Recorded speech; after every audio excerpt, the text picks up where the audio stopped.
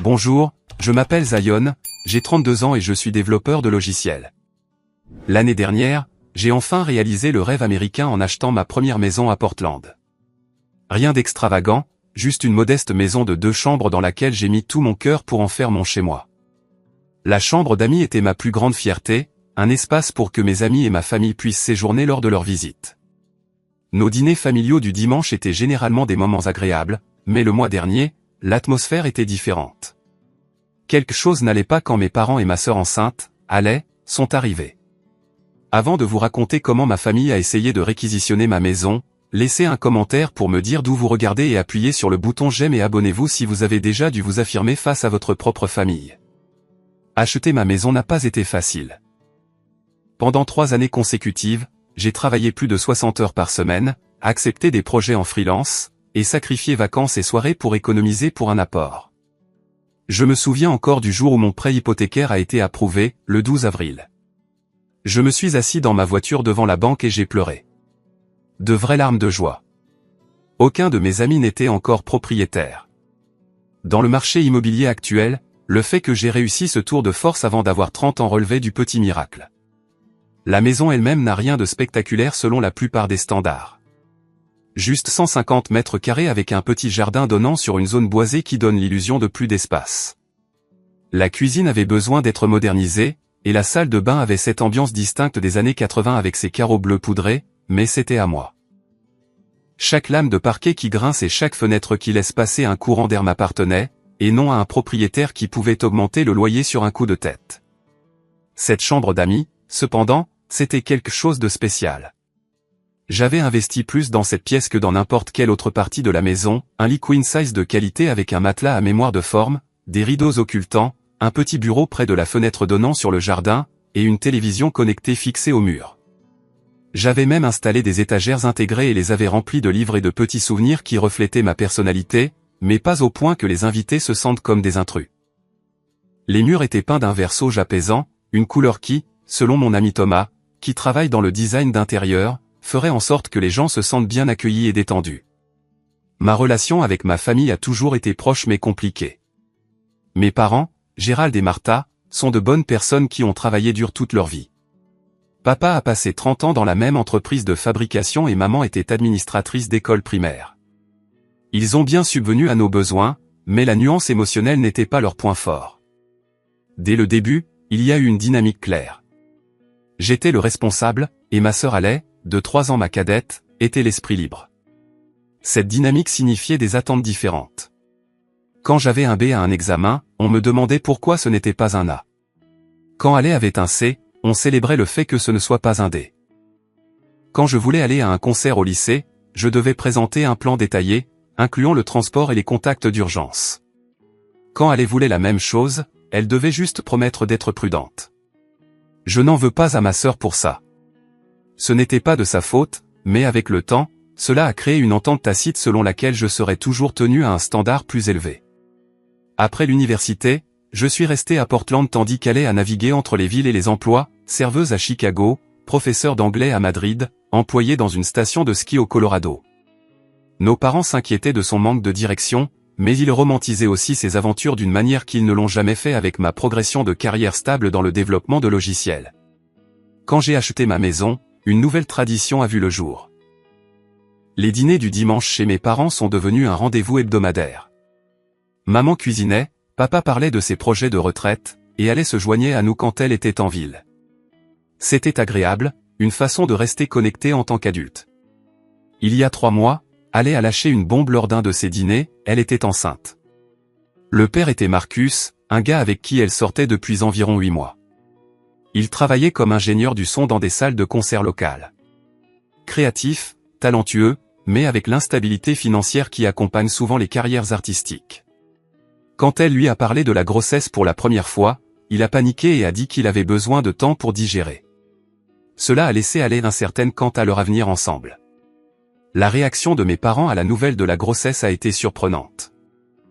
Plutôt que l'inquiétude ou la déception que j'attendais à moitié, ils étaient extatiques. Du jour au lendemain, ma mère a transformé notre ancienne chambre d'enfant en un sanctuaire pour son petit enfant à naître. Elle a acheté de minuscules vêtements, à rechercher les lits de bébés les plus sûrs et à télécharger une douzaine d'applications pour suivre le développement fœtal. Mon père a commencé à parler de fonds pour l'université et de noms de famille. Leur enthousiasme semblait contourner toutes les préoccupations pratiques concernant le statut de célibataire de Haley, sa relation incertaine ou son manque de revenus et de logement stable. Au milieu de ce tourbillon, j'ai essayé d'être le frère compréhensif. J'ai écouté les craintes de Haley lors d'appels téléphoniques tard dans la nuit. Je lui ai prêté de l'argent pour des rendez-vous médicaux avant que son assurance ne prenne effet. Je l'ai aidé à rechercher des ressources pour parents et à créer un budget. Quand elle passait la nuit chez moi pour éviter l'enthousiasme débordant de nos parents, elle utilisait cette chambre d'amis et commentait à quel point elle s'y sentait en paix. Cette chambre signifiait plus pour moi qu'un simple endroit pour les visiteurs. Elle représentait la réussite, l'indépendance et le type d'adulte que je voulais être, quelqu'un ayant les moyens et l'espace d'accueillir les autres correctement. J'avais prévu de la convertir un jour en partie en bureau à domicile, car mon travail à distance devenait de plus en plus permanent. La pièce symbolisait à la fois mon succès présent et mon potentiel futur. Dans les semaines qui ont suivi l'annonce de la grossesse de Haley, nos dîners du dimanche ont pris un nouveau tournant. Chaque conversation revenait d'une manière ou d'une autre au bébé. Ma mère apportait des nuanciers de peinture et des catalogues de lits de bébé. Mon père parlait d'installer de meilleures sécurités dans l'appartement de Haley. Personne ne semblait s'inquiéter de l'absence continue de Marcus ou de la situation financière de Haley. Quand je soulevais doucement ces questions pratiques, on me disait de ne pas jouer les rabat-joie ou de ne pas trop m'inquiéter. Le schéma établi dans notre enfance se poursuivait, la vie de Haley était abordée avec une foi optimiste que tout s'arrangerait, tandis que l'on s'attendait à ce que je sois pragmatique pour tout, sauf pour la situation de Haley. Le dimanche qui a tout changé a commencé assez normalement. J'ai passé la matinée à rattraper mon travail, puis j'ai conduit le trajet familier de 20 minutes jusqu'à la maison de banlieue de mes parents. Le soleil de fin d'après-midi projetait de longues ombres sur leur pelouse bien entretenue. En arrivant dans l'allée, j'ai remarqué que la voiture de Haley était déjà là, ce qui était inhabituel. Elle arrivait généralement juste à temps ou légèrement en retard. En m'approchant de la maison, j'ai senti un courant sous-jacent de tension avant même d'ouvrir la porte. Appelez ça de l'intuition ou simplement des années d'expérience à lire l'humeur de ma famille, mais quelque chose clochait. Les bruits habituels de ma mère s'affairant dans la cuisine ou de mon père regardant le sport dans le salon étaient absents. À la place, il y avait un étrange silence d'attente. « Je suis là », ai-je crié en entrant, suspendant ma veste au crochet près de la porte. Le même crochet qui était le mien depuis l'école primaire. Dans la salle à manger, ma mère a répondu, sa voix portant un ton inhabituel d'excitation à peine contenu. Ils étaient tous déjà assis. Une autre entorse à notre routine habituelle de rassemblement informel dans la cuisine pendant les derniers préparatifs du dîner. Mon père était assis en bout de table, tapotant des doigts sur le bois. Ma mère arrangeait des fleurs dans un vase que je n'avais jamais vu auparavant. Haley était assise, les mains croisées sur son ventre légèrement arrondi, avec une expression que je n'arrivais pas à déchiffrer, entre nerveuse et désolée. Suis-je en retard ? J'ai regardé ma montre, confus par cette mise en scène formelle. Pile à l'heure, a dit mon père, vérifiant sa propre montre comme pour confirmer un rendez-vous programmé plutôt qu'un repas de famille. Nous sommes juste impatients de commencer. Ta mère a fait un rôti de bœuf. La table était dressée avec la belle porcelaine, celle réservée pour Thanksgiving et Noël, et il y avait des bougies, non allumées, mais positionnées comme pour une occasion spéciale. Ma mère avait préparé tous mes plats préférés, rôti de bœuf avec carottes et pommes de terre, petit pain fait maison, et je pouvais sentir une tarte aux pommes cuire au four. On aurait dit un dîner d'anniversaire, sauf que ce n'était l'anniversaire de personne. Alors que nous commencions à manger, la conversation semblait forcée. Ma mère bombardait Haley de questions sur son état, si elle se reposait assez, si les vitamines prénatales aidaient avec ses nausées matinales. Mon père ramenait constamment la conversation sur des sujets liés au bébé. Haley avait-elle déjà pensé à des prénoms ? Espérait-elle un garçon ou une fille ? Voulait-elle connaître le sexe avant la naissance ou être surprise ? Pendant tout ce temps, Haley répondait à voix basse, picorant sa nourriture plus qu'elle ne la mangeait. Son habituelle verve narrative était absente. Elle n'établissait pas de contact visuel avec moi, ce qui était particulièrement étrange. J'ai essayé d'introduire des sujets neutres, un nouveau projet au travail, un sentier de randonnée que j'avais découvert près de chez moi, un documentaire que je pensais qu'il pourrait apprécier. Mais chaque tentative est tombée à plat, avec des réponses minimales avant que quelqu'un ne revienne à l'essentiel. Le bébé. Mon père a vérifié sa montre au moins 5 fois pendant le plat principal. Ma mère a rempli le verre d'eau de Haley si fréquemment que ça en devenait presque comique. Toute la scène ressemblait à une mauvaise pièce de théâtre amateur. Chacun récitant ses répliques sans conviction en attendant l'acte principal. Finalement, alors que ma mère servait la tarte aux pommes, mon père s'est raclé la gorge avec une théâtralité délibérée. Il a posé sa fourchette, a croisé les mains sur la table et m'a regardé avec ce que je reconnaissais comme son expression des « annonces importantes », le même regard qu'il avait eu en nous parlant de changement de travail ou la fois où il avait décidé de surprendre ma mère avec une croisière pour leur 20e anniversaire. Il a commencé, sa voix prenant une qualité formelle. Nous avons réfléchi à la situation du bébé et nous avons trouvé la solution parfaite. J'ai hoché la tête, prenant une bouchée de tarte, supposant qu'ils allaient mentionner aider Haley avec son appartement ou peut-être lui proposer de l'héberger chez eux jusqu'à ce qu'elle règle les choses avec Marcus. Ta chambre d'amis ferait une nurserie idéale, a-t-il continué. Elle reçoit une excellente lumière naturelle. C'est une bonne taille, et tu as cette deuxième salle de bain juste en face. Je me suis figé, la bouchée à moitié mâchée, le goût sucré de la cannelle et de la pomme se transformant en carton dans ma bouche. Nous avons déjà commencé à regarder des lits de bébé et des tables à langer, a ajouté ma mère, l'excitation débordant.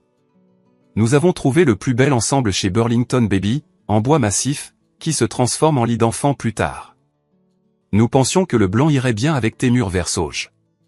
Il sera livré à ton adresse mardi prochain, a ajouté mon père nonchalamment, comme s'il discutait de la météo. Nous avons fait une excellente affaire, 20% de réduction sur le modèle d'exposition. Le silence qui a suivi semblait assez épais pour être tranché au couteau. J'ai posé ma fourchette, conscient que ma main avait commencé à trembler légèrement.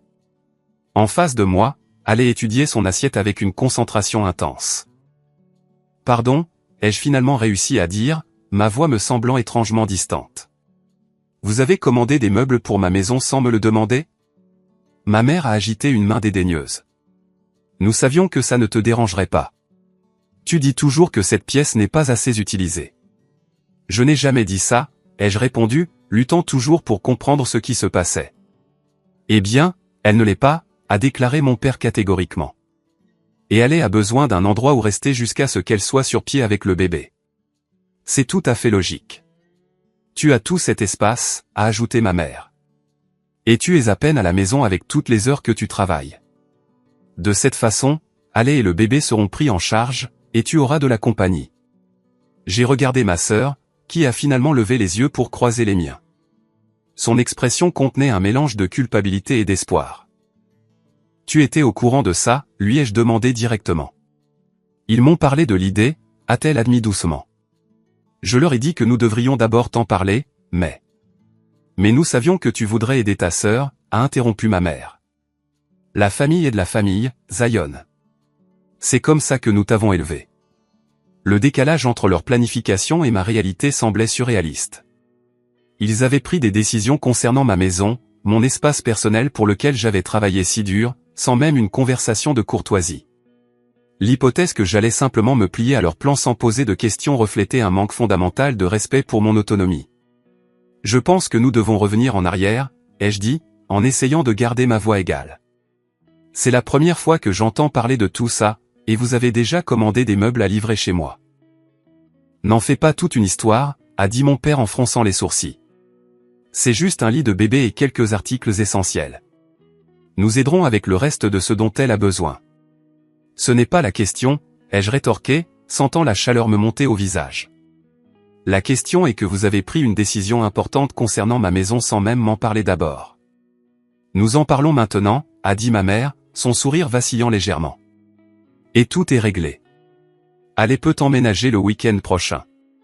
J'ai déjà emballé la plupart de ses affaires de son appartement. » La prise de conscience que ce n'était pas une suggestion, mais un fait accompli m'a frappé comme un coup physique.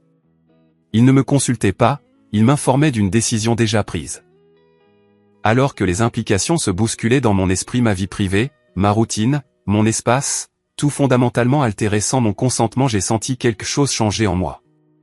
Toute une vie à accommoder les attentes de ma famille est entrée en collision avec les limites que je n'avais que récemment appris à établir en tant qu'adulte indépendant. « Non », ai-je dit doucement.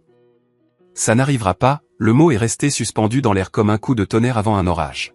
« Que veux-tu dire par non » a demandé mon père, sa voix se durcissant.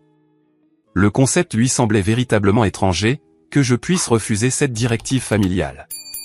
Je veux dire que je ne vais pas convertir ma chambre d'amis en nurserie et que Halle n'emménage pas chez moi, ai-je clarifié, en gardant mon ton aussi neutre que possible, malgré l'adrénaline qui parcourait mes veines. L'expression de ma mère est passée de la confusion à la blessure. Zion, c'est de ta sœur que nous parlons. Ta sœur est ton neveu ou ta nièce. Je comprends ça, ai-je dit. Et je veux aider Halle, mais pas comme ça. Pas en faisant emménager quelqu'un chez moi sans aucune discussion ni consentement. C'est juste temporaire, a insisté mon père, en soulignant chaque syllabe comme s'il parlait à quelqu'un avec une compréhension limitée, jusqu'à ce qu'elle soit de nouveau sur pied. Peut-être 6 mois, 1 an au plus. 1 an, ai-je répété, le laps de temps rendant la situation encore plus absurde. Ta maison est de toute façon trop grande pour une seule personne, a interjeté ma mère. Tout cet espace gaspillé alors que ta sœur a besoin d'aide. Ce commentaire a touché une corde sensible. Ma maison, trop grande, était une modeste maison de 2 chambres que j'avais étiré mes finances pour m'offrir spécifiquement afin d'avoir une chambre d'amis et un bureau à domicile. La suggestion que mon espace personnel était en quelque sorte gaspillé, s'il n'était pas utilisé par d'autres me semblait profondément invalidante. Ma maison est exactement de la bonne taille pour ma vie, ai-je répondu fermement. Je l'ai achetée avec des objectifs précis en tête, et transformer la chambre d'amis en nurserie permanente n'en fait pas partie. Mon père s'est penché en avant, son expression changeant pour celle qu'il utilisait lorsqu'il avançait ce qu'il considérait comme un argument convaincant. Zion, tu as une responsabilité ici. Tu es établi, financièrement stable. Halle fait face à la maternité célibataire. En tant que son frère, c'est ton devoir de prendre les choses en main. Le mot « devoir » a déclenché des souvenirs d'innombrables moments de mon enfance où mes préférences personnelles étaient subordonnées aux attentes familiales. La fois où j'ai dû renoncer au camp d'été pour aider avec les leçons de natation de Halle. L'entretien pour une bourse universitaire que j'ai manqué pour conduire Halle à une audition alors que mes parents ne le pouvaient pas. La fête de remise des diplômes écourtée parce que Halle avait une crise émotionnelle à cause d'une rupture. Chaque exemple renforçait le message, les besoins de Halle passaient en premier. Je suis heureux d'aider, Halle, ai-je dit en me tournant pour regarder directement ma sœur, qui était restée étrangement silencieuse. Mais j'ai besoin de l'entendre de sa part. Est-ce ce que tu veux, Halle? Emménager chez moi, était-ce ton idée? Halle a tripoté sa serviette, ses yeux passant de nos parents à moi avant de se fixer sur moi. Pas exactement, a-t-elle admis. Maman et papa l'ont suggéré quand Marcus et moi avons commencé à avoir des problèmes. Quel genre de problème, ai-je demandé, réalisant que je n'avais pas beaucoup entendu parler de Marcus récemment. Halle a soupiré, sa main se déplaçant inconsciemment vers son ventre arrondi. Il panique à l'idée de devenir père. Il a dit qu'il avait besoin d'espace pour réfléchir s'il pouvait gérer ça. Il est chez son ami depuis 2 semaines. C'était nouveau pour moi. Malgré nos conversations régulières, Halle avait minimisé l'étendue de leurs problèmes de couple. J'ai ressenti une vague de préoccupation sincère pour sa situation, indépendamment de la violation de mes limites. Je ne savais pas que les choses étaient devenues si difficiles, ai-je dit plus doucement. Les larmes ont monté aux yeux de Halle. Je ne voulais pas t'inquiéter.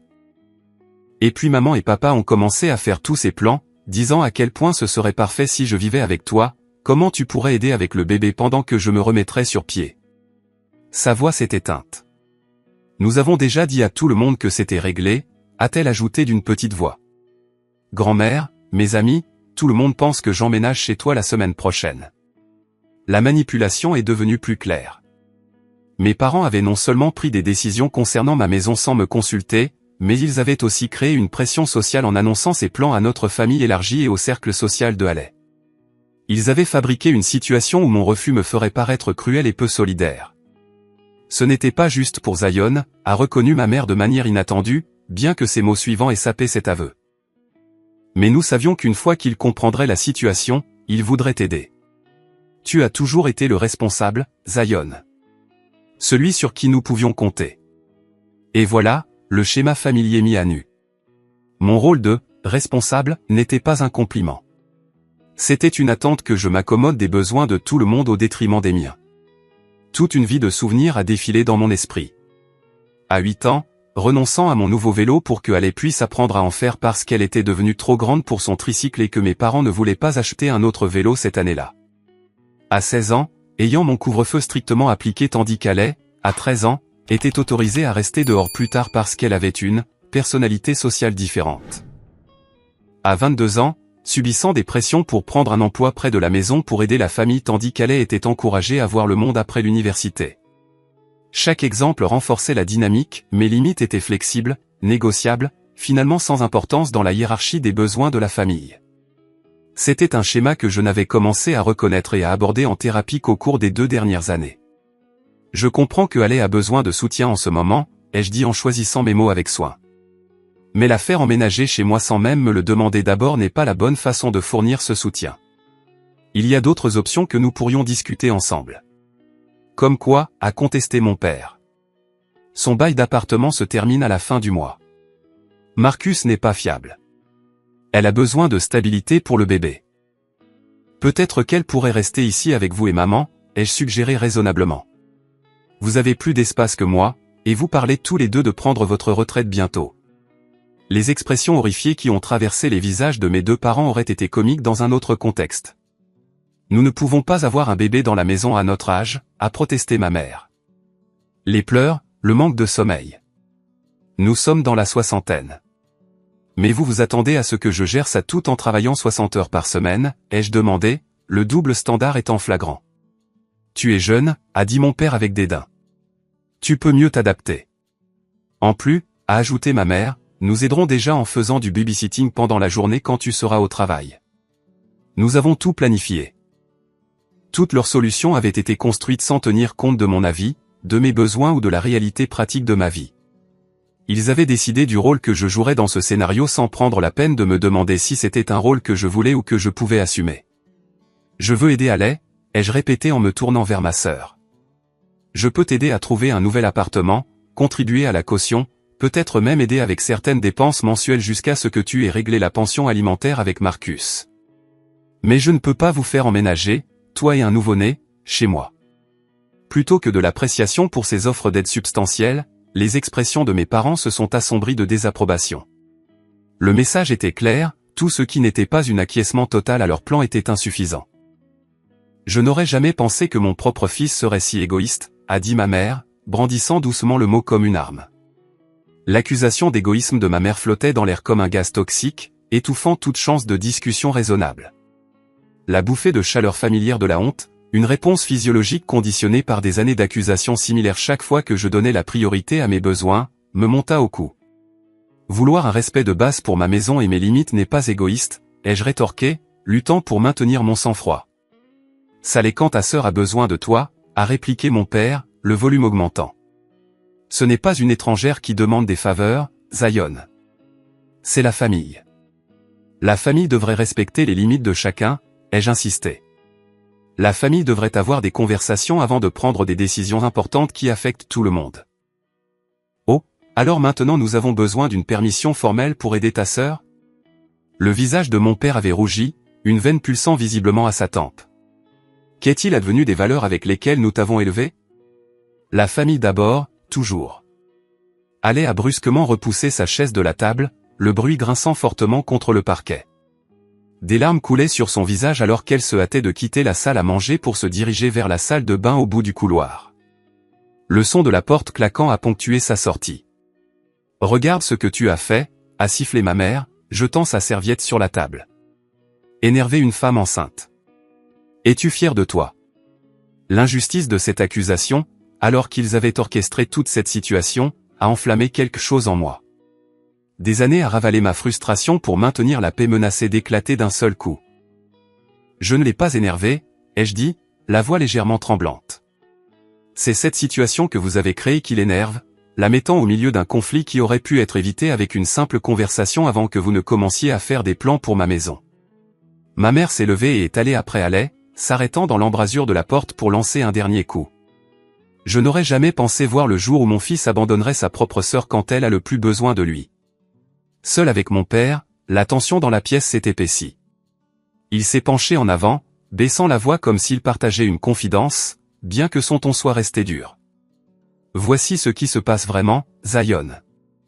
La livraison des meubles est prévue pour mardi à 10 h du matin. Je leur ai déjà donné la clé de ta maison pour y accéder au cas où tu serais au travail. La déclaration m'a frappé comme un coup physique. Tu as fait quoi? La clé de rechange que tu nous as donnée pour les urgences, a-t-il clarifié comme si cela rendait la violation moins grave. C'était juste logique puisque tu es au bureau la plupart des jours. Tu as donné à des étrangers l'accès à ma maison sans me le dire? La violation de mes limites ne cessait de s'étendre de manière que je n'avais pas imaginé possible. Il a balayé mon inquiétude d'un geste de la main. Ce ne sont pas des étrangers. C'est le service de livraison de Burlington Baby. Très réputé. Mon esprit s'est emballé avec les implications. Que avait-il fait d'autre à mon insu? Avez-vous été chez moi récemment, ai-je demandé, une terrible suspicion se formant. L'hésitation momentanée de mon père a confirmé mes craintes avant même qu'il ne parle. Nous y avons emmené aller le week-end dernier pour mesurer la pièce. Tu étais à cette conférence de travail à Seattle. Vous êtes entré chez moi quand je n'étais pas à la maison. Sans demander ni même me le dire. Chaque révélation semblait pire que la précédente. Ne sois pas si dramatique, a-t-il rejeté. Nous sommes tes parents, pas des cambrioleurs. Nous aidions juste aller à planifier l'agencement de la nurserie. Elle pense que le lit de bébé serait mieux sous la fenêtre, mais ta mère s'inquiète des courants d'air. La manière désinvolte dont il faisait référence à leur intrusion et à leur plan de réaménagement pour ma maison m'a laissé momentanément sans voix. J'ai eu du mal à traiter les multiples violations de confiance et de respect qui se produisaient simultanément. Nous avons même pris des échantillons de peinture, a-t-il continué, inconscient de mon horreur croissante. Ce vert sauge est joli, mais quelque chose de plus chaud serait mieux pour un bébé. Ale aime un jaune pâle. Vous prévoyez de repeindre ma chambre d'amis? Ai-je demandé, incrédule. Eh bien, ce ne sera plus une chambre d'amis, a-t-il déclaré comme s'il expliquait quelque chose d'évident à un enfant. Ce sera la nurserie. Essaie de suivre, Zion. La condescendance dans son ton a brisé quelque chose en moi. La retenue prudente que j'avais maintenue a commencé à s'effriter. C'est de la folie, ai-je dit, ma voix s'élevant malgré mes efforts pour rester calme.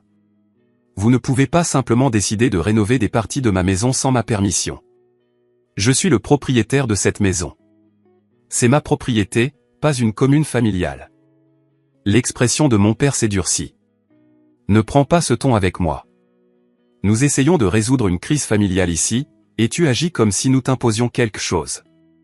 C'est de ton neveu ou de ta nièce que nous parlons. Et je me soucie d'eux, ai-je insisté. Mais cela ne signifie pas renoncer à ma maison et à ma vie privée sans avoir mon mot à dire. Vie privée, a-t-il ricané. Pourquoi as-tu besoin de toute cette vie privée de toute façon? Ce n'est pas comme si tu ramenais une fille différente chaque week-end. La pique sur ma situation amoureuse, j'étais célibataire depuis environ un an après une rupture difficile, m'a semblé particulièrement basse. Elle a également révélé une autre dimension de leur plan. Ils voyaient mon célibat comme rendant mon espace disponible pour un usage familial, comme si être célibataire signifiait que ma maison était en quelque sorte moins légitime, moins la mienne. Ma situation amoureuse n'a rien à voir avec ça, ai-je dit fermement. Et ça ne rend pas ma maison moins la mienne. Ma mère est revenue dans la salle à manger, l'air sombre. Ale est allongée dans son ancienne chambre. Sa tension artérielle semble élevée. J'espère que tu es satisfait. Avant que je puisse répondre à cette flagrante tentative de culpabilisation, elle a continué avec ce qui semblait être un discours répété. Il y a autre chose que tu devrais savoir, Zion. Ton père et moi avons discuté et nous pensons qu'il est juste que tu aides avec les dépenses de Ale pour le bébé. Elle aura besoin de beaucoup de soutien et comme tu t'en sors si bien financièrement. L'audace m'a laissé momentanément stupéfait. Non seulement il prévoyait de faire emménager ma sœur chez moi sans permission, mais il s'attendait aussi à ce que je la soutienne financièrement, elle et le bébé. Laissez-moi bien comprendre, ai-je dit lentement. Vous voulez que je renonce à ma chambre d'amis, à ma vie privée et à ma routine pour héberger ma sœur et son nouveau-né? Et vous vous attendez à ce que j'aide à payer les dépenses du bébé? Ne le dis pas comme ça, a réprimandé ma mère. Tu fais comme si c'était un fardeau au lieu d'une bénédiction. C'est ta famille, ta propre chair et ton propre sang. Et ma vie? Mes choix? Est-ce qu'ils comptent pour quelque chose dans cette famille? Le visage de mon père s'est assombri. Quand tu auras un enfant qui dépend de toi, tu comprendras que le confort personnel passe au second plan. ta sœur a besoin de notre aide. De toute notre aide. J'ai offert de l'aide, leur ai-je rappelé. Une aide financière, de l'aide pour trouver un appartement, un soutien continu. Mais ce n'est pas assez pour vous, n'est-ce pas? La seule solution acceptable est celle où je sacrifie ma maison et mon autonomie. Maintenant, tu deviens inutilement difficile, a déclaré mon père, sa patience s'évaporant visiblement. Ce n'est pas une négociation, Zion. C'est ce qui va se passer. Les meubles arrivent mardi. Allez emménage le week-end prochain. Si tu te soucies vraiment de ta sœur, tu arrêteras de rendre les choses plus difficiles qu'elles ne le doivent. L'ultimatum était clair, acquiescer à leur plan ou être qualifié d'égoïste, d'insouciant, de mauvais frère. C'était du chantage affectif, pur et simple. Mon cœur battait la chamade dans ma poitrine. La sueur perlait le long de mes cheveux. Une oppression familière m'étreignait la respiration, les manifestations physiques de la réponse au stress qui était devenu trop familière dans les conflits familiaux tout au long de ma vie. Dans le passé, c'était le moment où j'aurais cédé. L'inconfort physique du conflit combiné au poids émotionnel de leur désapprobation m'amenait généralement à renoncer à ma position pour rétablir la paix. Je l'avais fait d'innombrables fois auparavant, ravalant mes objections, acceptant leurs décisions, ajustant ma vie pour accommoder les exigences familiales tout en recevant une considération minimale en retour. Mais quelque chose était différent cette fois. Peut-être était-ce la thérapie que j'avais suivie, apprenant à reconnaître et à valider mes propres besoins. Peut-être était-ce l'indépendance durement acquise représentée par ma maison. Ou peut-être était-ce simplement que cette violation de mes limites était si flagrante, si fondamentalement irrespectueuse, que l'acquiescement semblait impossible. Quelle que soit la raison, alors que j'étais assis à la table de la salle à manger de mes parents, le théâtre de tant de négociations familiales dont j'étais sorti perdant, j'ai senti quelque chose changer en moi. Toute une vie à plier pour maintenir l'harmonie familiale avait créé un schéma qui se poursuivrait indéfiniment à moins que je ne trouve le courage de le briser. Non, ai-je répété, le mot se sentant plus fort sur ma langue cette fois. Ça n'arrivera pas. Pas comme ça. Le visage de mon père a rougi d'une teinte dangereuse. Qu'est-ce que tu viens de dire? J'ai dit non, ai-je répété, surpris par la fermeté de ma voix. Je ne participerai pas à ce plan. C'est ma maison, et c'est moi qui décide qui y vit et comment les pièces sont utilisées. Après tout ce que nous avons fait pour toi, a interjeté ma mère, la voix tremblante d'émotion. Tous les sacrifices que nous avons faits, et c'est comme ça que tu nous remercies, en abandonnant ta sœur quand elle a le plus besoin de toi. L'accusation a piqué, mais je l'ai reconnue pour ce qu'elle était, une tactique de manipulation qui avait fonctionné efficacement par le passé. Cette fois, j'ai refusé de mordre à l'hameçon. Je n'abandonne pas Allais, ai-je clarifié. J'établis une limite concernant ma maison. Il y a une différence. Des limites, a craché mon père, comme si le mot avait un goût amer. Où as-tu appris ces bêtises de thérapie? La famille n'a pas de limite, Zion. La famille est la l'une pour l'autre. Point final. Les familles saines se respectent mutuellement, ai-je rétorqué. Elles ne prennent pas de décisions majeures concernant la vie et les biens des autres sans consultation. Elles n'entrent pas dans les maisons des autres sans permission ni ne donnent les clés à des étrangers. Les larmes de ma mère coulaient librement maintenant, une démonstration qui avait historiquement garanti ma reddition immédiate. Je ne te reconnais même plus. Qu'est-il arrivé à mon gentil garçon qui mettait toujours la famille en premier? Il a grandi, ai-je répondu simplement. Il a acheté une maison et a établi une vie qui mérite un respect de base. Mon père s'est levé brusquement, sa chaise crissant contre le sol. Assez de ces bêtises. Voici ce qui va se passer. Tu vas arrêter ce comportement égoïste et faire ce qui est juste pour ta sœur. Les meubles arrivent mardi. Allez emménage samedi. Fin de la discussion. Son ton, celui qui avait réglé d'innombrables désaccords d'enfance avec sa finalité, n'avait plus le même pouvoir. Je suis resté assis, le regardant fixement. Non, papa. Voici ce qui va réellement se passer. Je vais appeler le magasin de meubles demain et annuler la livraison. Je vais changer mes serrures et je vais aider Allais à trouver des arrangements alternatifs qui n'impliquent pas d'emménager chez moi. Le silence stupéfait qui a suivi a semblé être la conséquence d'une explosion. La bouche de mon père s'est ouverte et fermée sans un son, comme un poisson se retrouvant soudain hors de l'eau. Les larmes de ma mère se sont brusquement arrêtées alors qu'elle me fixait, apparemment incrédule. Tu irais aussi loin? A-t-elle finalement murmuré. Changer tes serrures pour garder ta propre famille à l'extérieur. Pour protéger mes limites. Oui, ai-je confirmé. Je ne devrais pas avoir à le faire, mais vous ne m'avez laissé aucun choix en entrant chez moi sans permission et en donnant ma clé à des étrangers. Mon père a retrouvé sa voix, maintenant dangereusement calme. Si tu fais ça, si tu tournes le dos à ta sœur quand elle a besoin de toi, ne t'attends pas à ce que les choses soient les mêmes entre nous. La menace était implicite mais claire.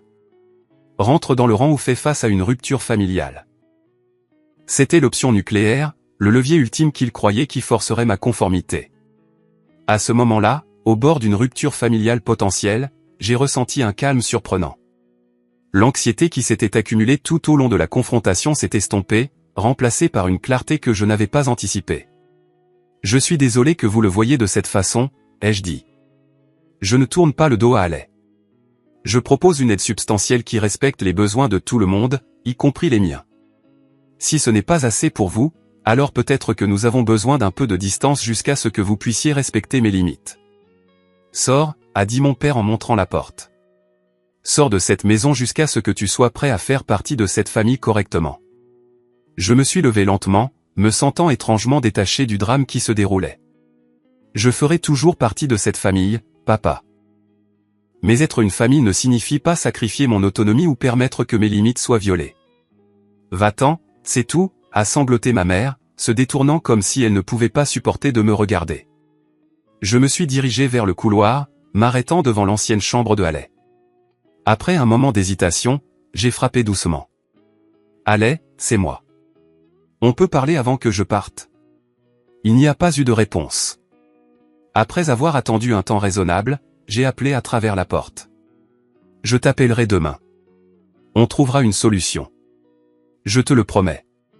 Le trajet du retour a semblé surréaliste. Les lampadaires se brouillaient à travers des larmes inattendues alors que l'adrénaline de la confrontation cédait la place aux conséquences émotionnelles. Mon téléphone a vibré à plusieurs reprises dans ma poche, probablement mes parents continuant la dispute par texto, mais je l'ai laissé intact jusqu'à ce que je sois en sécurité à la maison.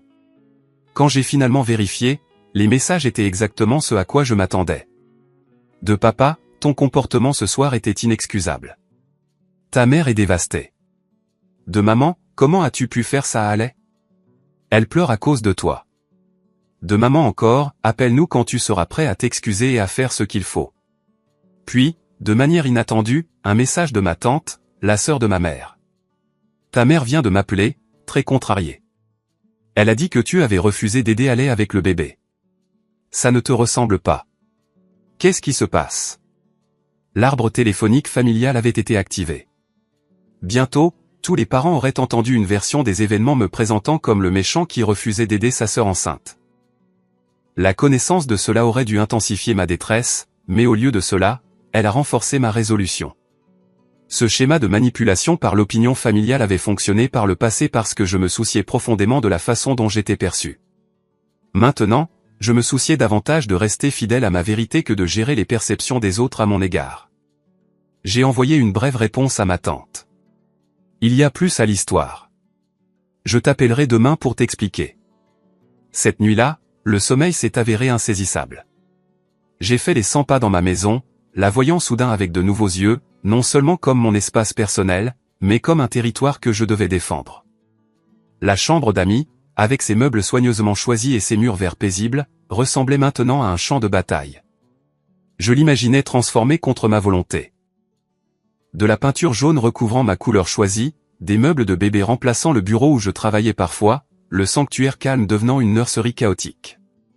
Vers 3 heures du matin, mon téléphone a sonné avec un appel de Alais. J'ai répondu immédiatement. « Ça va ?» ai-je demandé. Sa voix semblait congestionnée par les pleurs. « Non. Tout est un gâchis. Maman et papa sont furieux et je suis prise au milieu. Je suis désolé pour ça, ai-je dit sincèrement. Rien de tout cela n'est de ta faute. N'est-ce pas, a-t-elle rétorqué. Si je n'étais pas tombée enceinte, si j'avais été plus prudente avec Marcus. Alais, arrête. Ta grossesse n'est pas le problème ici. Le problème, c'est que maman et papa prennent des décisions concernant ma maison sans mon avis ni mon consentement. Une longue pause a suivi avant qu'elle ne reprenne la parole. Ils ne t'ont vraiment rien dit avant ce soir, n'est-ce pas? Pas un mot, ai-je confirmé. Est-ce qu'ils t'ont laissé croire que j'étais au courant de ce plan? Ils ont dit qu'ils t'en parleraient et que tu étais d'accord avec l'idée générale, a-t-elle admis. J'aurais dû vérifier avec toi directement. Je suis désolé. Ces excuses, les premières que quelqu'un m'ait offertes depuis le début de cette histoire, ont desserré quelque chose de serré dans ma poitrine. C'est bon. Nous pouvons régler ça ensemble, sans qu'il nous dicte les termes. Je ne sais pas quoi faire, Zion, a-t-elle dit, sa voix petite. Mon bail se termine. Marcus est évasif, et j'ai peur de faire ça seul. Tu n'es pas seul, les jeux assurés. Je suis là pour toi, mais pas de la manière que maman et papa ont décidé. Pouvons-nous nous voir demain, juste nous deux? Discuter de vraies options? Elle a accepté de se retrouver pour un café l'après-midi suivant. Alors que je sombrais finalement dans un sommeil épuisé vers l'aube, j'ai réalisé que le week-end était devenu un creuset testant non seulement ma relation avec ma famille, mais aussi ma relation avec moi-même et ma propre autonomie. Le lendemain matin a apporté de nouveaux défis. Un appel du magasin de meubles a confirmé que mes parents avaient bien programmé une livraison à mon adresse. Lorsque j'ai tenté de l'annuler, j'ai découvert qu'ils avaient versé un acompte non remboursable en utilisant mon nom et mon adresse. Démêler cela a nécessité plusieurs appels et l'explication humiliante que non, je n'avais pas autorisé cet achat. Plus tard, un texto de mon père m'a informé qu'il avait dit aux voisins de s'attendre à des camions de livraison le mardi, ajoutant une autre couche de complications sociales à démêler. Le dimanche après-midi, j'avais reçu des appels ou des textos de 2 oncles, une tante, ma grand-mère et 3 cousins, tous exprimant divers degrés d'inquiétude, de déception ou de critique pure et simple de mon refus d'aider la famille. La campagne de pression coordonnée était aussi transparente qu'efficace pour augmenter mon niveau de stress. Malgré tout cela, lorsque j'ai rencontré Allais dans un petit café à égale distance de nos maisons, j'ai ressenti un étrange sentiment de calme. Le pire était arrivé, j'avais tenu bon, j'avais fait face aux retombées familiales, et j'étais toujours debout. Quelque chose qui m'avait terrifié pendant des années s'était produit, et bien que douloureux, cela ne m'avait pas détruit. Le café offrait un territoire neutre pour que Allais et moi puissions parler sans l'influence de nos parents. Elle avait l'air épuisée, des cernes sombres sous les yeux, contrastant vivement avec l'éclat de la grossesse dont tout le monde parle mais que peu de gens vivent réellement. J'ai appelé un serrurier ce matin, lui ai-je dit après que nous nous soyons installés avec nos boissons, un déca pour elle, un triple expresso pour moi après ma nuit blanche. Ils viennent demain pour changer toutes les serrures. Elle a grimacé mais a hoché la tête en signe de compréhension. Je ne te blâme pas. Ce que maman et papa ont fait était bien au-delà des limites. Sa reconnaissance a été comme une petite victoire. J'ai aussi parlé à ma thérapeute, ai-je continué. Elle m'a aidé à rédiger un email à envoyer à maman et papa, décrivant clairement mes limites. Tu es en thérapie? Allais semblait surprise. Depuis environ 2 ans maintenant, ai-je admis. Ça m'aide à reconnaître certains schémas malsains dans notre dynamique familiale. Allais a remué son café pensivement. Comme la façon dont ils nous ont toujours traités différemment. Toi en tant que le responsable qui peut tout gérer, et moi en tant que la fragile qui a besoin d'être protégée. Sa perspicacité m'a pris par surprise. J'avais supposé qu'elle n'était pas consciente de la disparité ou qu'elle en bénéficiait trop pour la remarquer. Exactement comme ça, ai-je confirmé. Cela a créé une situation où mes limites ne sont pas respectées tandis que ton indépendance n'est pas encouragée. Parle-moi de ça, a-t-elle soupiré. Il me traite comme si j'étais complètement incapable de gérer cette grossesse. Chaque décision, chaque plan, ils prennent tout en charge comme si j'avais 16 ans au lieu de 29. Ce changement de perspective, passant de la confrontation l'un contre l'autre à la reconnaissance que nous luttions tous les deux sous le comportement contrôlant de nos parents, a changé toute la conversation. Pour la première fois peut-être en tant qu'adultes, Allais et moi étions de véritables alliés plutôt que des participants aux rôles assignés par nos parents. Alors, que veux-tu vraiment?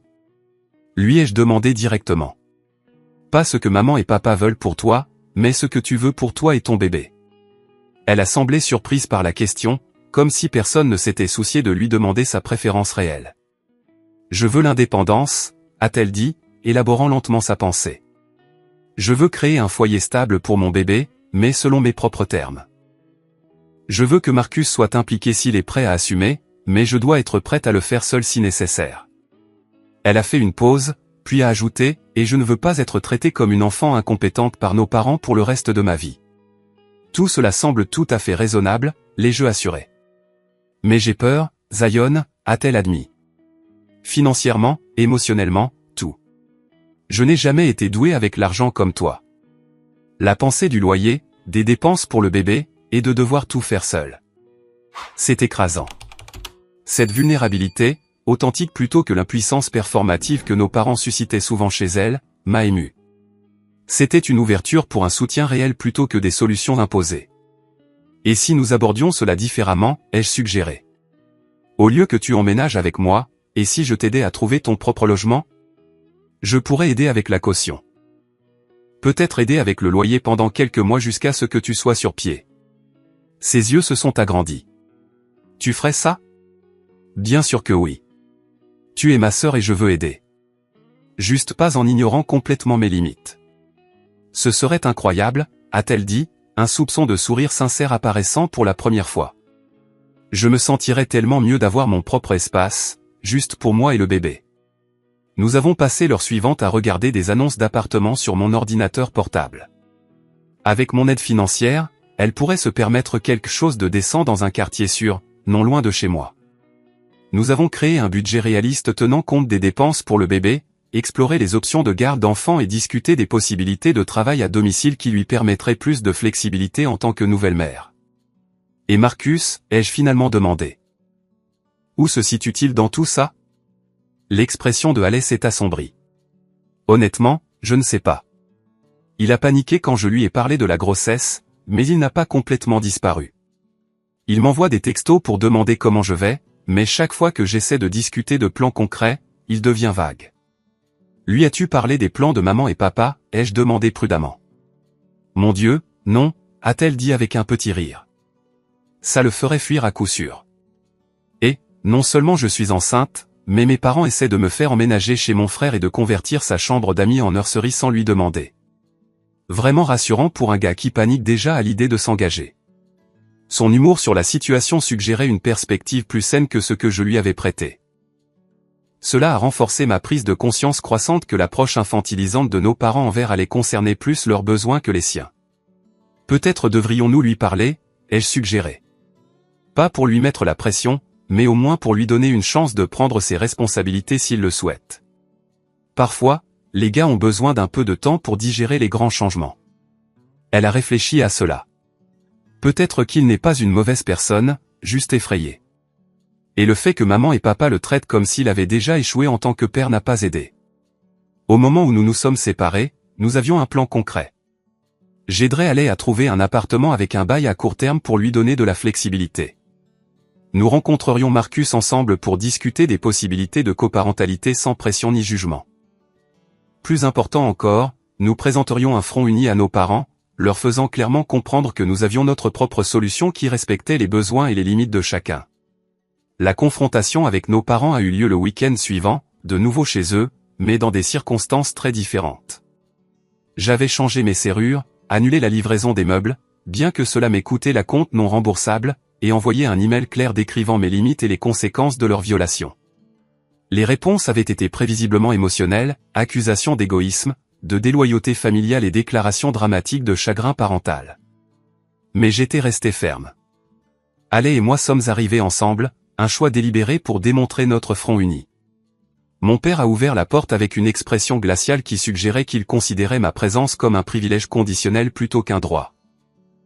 Nous sommes ici pour parler, ai-je dit simplement. Tous ensemble, en tant qu'adultes. Le salon était chargé de tension alors que nous nous installions.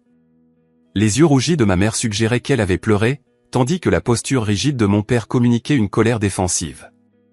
Haley et moi avons travaillé sur une solution, ai-je commencé sans préambule. Une solution qui respecte les besoins et les limites de chacun. Nous n'avons pas besoin d'entendre parler de tes limites à nouveau, a interrompu mon père. On a compris. Tu n'aideras pas ta sœur. Ce n'est pas vrai, est intervenu Haley avec une fermeté surprenante. Zion m'aide, mais pas de la manière que vous avez décidé sans demander l'avis de l'un ou de l'autre. Sa défense de moi a clairement pris nos parents au dépourvu. Le scénario qu'ils suivaient, fille adorable abandonnée par un frère égoïste, ne correspondait soudainement plus à la dynamique réelle dans la pièce. Ensemble, nous avons exposé notre plan, l'appartement que j'aiderais Haley à obtenir, le soutien financier que je fournirais, la discussion sur la coparentalité avec Marcus, et les limites qui nous permettraient à tous de soutenir Alec tout en respectant l'autonomie de chacun. Ça ne marchera pas, a immédiatement protesté ma mère. Alec a besoin de sa famille autour d'elle, pas d'un appartement impersonnel. Je serai à 5 minutes, ai-je souligné. Assez proche pour aider, mais avec des espaces de vie séparés. Et j'ai besoin de mon propre espace, maman, a ajouté Alec. Je suis sur le point de devenir mère moi-même. J'ai besoin d'établir mon propre foyer, pas d'emménager chez quelqu'un d'autre. Mon père a secoué la tête, peu convaincu. C'est inutilement compliqué. Notre plan était plus simple et plus économique. Votre plan ne tenait pas compte de ce que l'un ou l'autre de nous voulait réellement, ai-je répondu. Cette solution répond aux besoins de soutien de Alec tout en respectant ma maison et ma vie privée. La discussion a tourné en rond, mes parents soulevant des objections que Alec et moi avons calmement abordées. La percée est venue de manière inattendue d'une source que personne n'attendait. Au milieu de la conversation tendue, la sonnette a retenti. Ma mère a répondu et est revenue avec Marcus, l'air nerveux mais déterminé. Désolé d'interrompre, a-t-il dit, jetant un coup d'œil à nos visages surpris. Alec m'a envoyé un texto. Vous parliez tous des plans pour le bébé. J'ai pensé que je devais être là. La dynamique a changé instantanément. Mes parents, qui avaient rejeté Marcus comme étant peu fiable et non engagé, devaient soudain faire face à sa présence physique et à son intérêt apparent pour être impliqués. Je sais que j'ai paniqué au début, a-t-il adressé directement à Alec. C'était beaucoup à digérer, mais j'ai réfléchi à tout, et je veux faire partie de la vie de notre bébé. Une vraie partie, pas juste les week-ends ou autre chose. La conversation qui a suivi a entièrement transformé notre planification familiale. Marcus avait également exploré des options. Il avait regardé des appartements de 2 chambres qu'il pouvait se permettre avec Alec, recherché des employeurs favorables aux parents avec de meilleurs avantages, et même suivi un cours en ligne sur les soins aux nourrissons. J'ai toujours peur, a-t-il admis franchement. Mais je veux essayer de faire en sorte que ça marche, que nous élevions notre enfant ensemble, même si nous découvrons notre relation au fur et à mesure. Sa sincérité était palpable, et même mon père sceptique a semblé impressionné par sa volonté de faire face à la situation directement. À la fin de l'après-midi, un nouveau plan avait émergé. Alec et Marcus trouveraient un appartement ensemble, avec mon aide financière pour les dépenses initiales. Mes parents fourniraient un soutien pour la garde d'enfants au besoin, et je serais l'oncle impliqué que j'avais toujours prévu d'être, selon mes propres termes. Cette solution organique, collaborative et respectueuse de l'autonomie de chacun a accompli ce que la planification autoritaire de mes parents n'aurait jamais pu faire. Elle a créé un système de soutien durable pour Alec et son bébé tout en préservant les limites nécessaires à des relations adultes saines. Alors que Marcus et Alec partaient ensemble, discutant des visites d'appartements prévues pour le lendemain, j'ai vu ma mère les regarder avec un mélange d'émotions, fierté, inquiétude, et peut-être une touche de perte en reconnaissant que sa fille entrait véritablement dans l'âge adulte indépendant. Ça pourrait en fait mieux fonctionner, a-t-elle admis doucement à mon intention. La première reconnaissance que notre solution avait du mérite. Ça fonctionnera, les jeux assurés. Parce que tout le monde a eu voix au chapitre pour la créer, au lieu de se l'avoir imposée. Le premier dîner du dimanche après notre confrontation était indéniablement maladroit. La conversation est restée guindée, la politesse excessive de ma mère et l'engagement minimal de mon père créant une atmosphère qui ressemblait plus à une réunion d'affaires qu'à un rassemblement familial. Alec et Marcus y ont assisté ensemble, leur présence unie changeant la dynamique familiale de manière encore en cours de négociation. Comment se passe la recherche d'appartements, leur ai-je demandé, tentant de naviguer vers un terrain neutre. Nous avons trouvé un endroit, a annoncé Alec avec une excitation sincère qui a percé l'attention. 2 chambres dans ce nouveau complexe sur Riverside. Nous signons le bail la semaine prochaine. Le sourire de ma mère semblait légèrement forcé. C'est merveilleux. Bien que cela semble loin de tout. C'est à 10 minutes de chez Zion et à 15 de chez vous, a souligné raisonnablement Marcus. De plus, il y a ce terrain de jeu juste en face et c'est à distance de marche du cabinet de pédiatrie que nous aimons. Les considérations pratiques qu'il a soulevées, preuve d'une planification réelle plutôt que de décisions impulsives, ont semblé prendre mes parents au dépourvu. Ils s'adaptaient lentement et parfois à contre-cœur à la réalité que Alec et Marcus prenaient la responsabilité de leur situation plutôt que de céder le contrôle à l'autorité parentale. Au cours des mois suivants, un nouveau schéma s'est progressivement établi.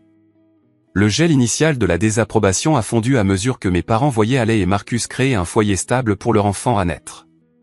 Ma mère a redirigé son enthousiasme de future grand-mère vers des canaux plus appropriés, organisé une véritable fête de naissance, acheter des cadeaux pratiques avec permission, offrir des conseils lorsqu'on les lui demandait plutôt que de les imposer unilatéralement. Mon père a mis plus de temps à s'adapter, sa fierté encore meurtrie par ma résistance sans précédent à son autorité. Mais même lui a finalement trouvé sa place dans le nouvel arrangement familial, aidant Marcus à installer des dispositifs de sécurité pour bébé dans le nouvel appartement et offrant des conseils financiers prudents lorsqu'on les sollicitait. Ma relation avec Alay s'est approfondie de manière inattendue. L'expérience partagée de s'opposer aux tendances contrôlantes de nos parents a créé un nouveau lien entre nous. Nous avons commencé à nous voir régulièrement pour le déjeuner, juste nous deux, construisant la relation fraternelle adulte que nous n'avions jamais vraiment réussi à établir auparavant. Tu sais ce qui est bizarre, a-t-elle commenté lors d'un de ces déjeuners, sa grossesse étant maintenant dans son 3e trimestre. Je pense que maman et papa me respectent en fait plus maintenant que je prends mes propres décisions au lieu de simplement suivre leur plan. Ils s'adaptent à nous voir comme de vrais adultes, ai-je convenu. C'est inconfortable pour eux, mais nécessaire. Je n'aurais jamais eu le courage de m'opposer sans te voir le faire en premier, a-t-elle admis. Tu as en quelque sorte rompu le charme pour nous tous.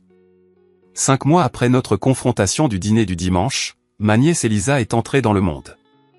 3,3 kilos de nouvelle vie qui ont instantanément réorganisé toutes nos priorités. La salle d'attente de l'hôpital représentait notre nouvelle dynamique familiale et notre espace physique. Mes parents faisant les 100 pas nerveusement, Marcus alternant entre la salle d'accouchement et les nouvelles à la famille en attente, moi fournissant calmement un soutien pratique en coordonnant les livraisons de nourriture et en répondant aux messages de la famille élargie. Quand j'ai finalement tenu ma nièce, ses minuscules doigts s'enroulant instinctivement autour de mon pouce, la tension restante de notre conflit familial a semblé soudainement insignifiante par rapport à cette nouvelle vie que nous allions tous aider à nourrir. Les limites que j'avais lutté pour établir n'ont pas diminué mon amour pour cet enfant ni mon engagement à être présent dans sa vie. Elles ont simplement assuré que cette présence serait saine et durable plutôt que pleine de ressentiments et imposée. Au cours de l'année qui a suivi la naissance d'Elisa, notre famille a trouvé un nouvel équilibre. Alay et Marcus naviguent la coparentalité avec les défis et les joies normaux de la nouvelle parentalité, parfois ensemble romantiquement, parfois séparés, mais toujours unis dans leur engagement envers leur fille. Mes parents ont embrassé leur rôle de grands-parents avec un enthousiasme tempéré par un nouveau respect des limites, vérifier avant de rendre visite, demander plutôt que de diriger, offrir de l'aide sans présomption.